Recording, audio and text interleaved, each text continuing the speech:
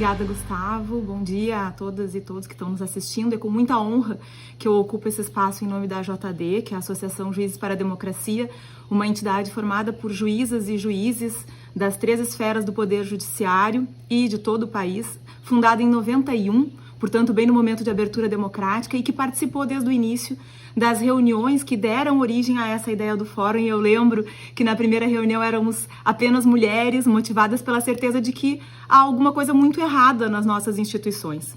Em plena pandemia, a gente vê acontecer ordens de despejo, autorização para redução de salário, estímulo à terceirização, colocação de pessoas presas em containers, destruição deliberada da natureza e uma absoluta inércia dessas instituições diante de um governo que cotidianamente desrespeita, de modo simbólico e concreto, a ordem constitucional instituída em 88. A ideia do fórum ganhou corpo e a realidade, cada vez mais crua, exige que a gente faça essa reflexão.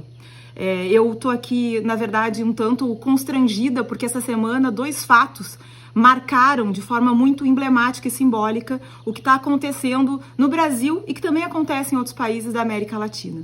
Nós tivemos uma vereadora, mulher negra, eleita em Joinville, que sofreu ofensas e, inclusive, ameaças de morte depois da eleição municipal ocorrida nos últimos dias, e essa semana o espancamento até a morte do João Alberto, um homem negro que simplesmente tinha ido a um supermercado na minha cidade, em Porto Alegre.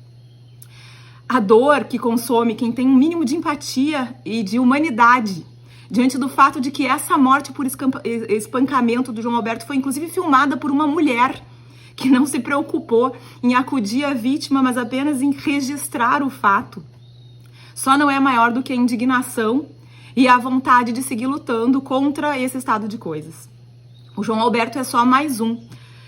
Apenas nos últimos anos, até setembro de 2020, de acordo com números oficiais, que a gente sabe que não refletem a realidade, 6.082 pessoas foram mortas pela polícia no Brasil. Além delas, várias crianças, todas negras e pobres, foram vítimas de balas perdidas. A Kathleen, a Jennifer, o Cauã Peixoto, o Cauã Rosário, Cauê dos Santos, Ágata, Ana Carolina, Leônidas, Ítalo, Cauã Vitor da Silva, Rayane, João Pedro, Tiffany, Maria Alice, todos vítimas das nossas escolhas políticas. Há uma estrutura social adoecida e a gente sabe que as nossas instituições fazem parte disso. Então, pensá-las a partir de um parâmetro de democracia radical e com uma perspectiva, inclusive, da necessidade urgente de superarmos esse sistema perverso que escolhe quais corpos podem sobreviver e quais devem morrer, é urgente. E a gente sabe que essa realidade se repete em outros países da América.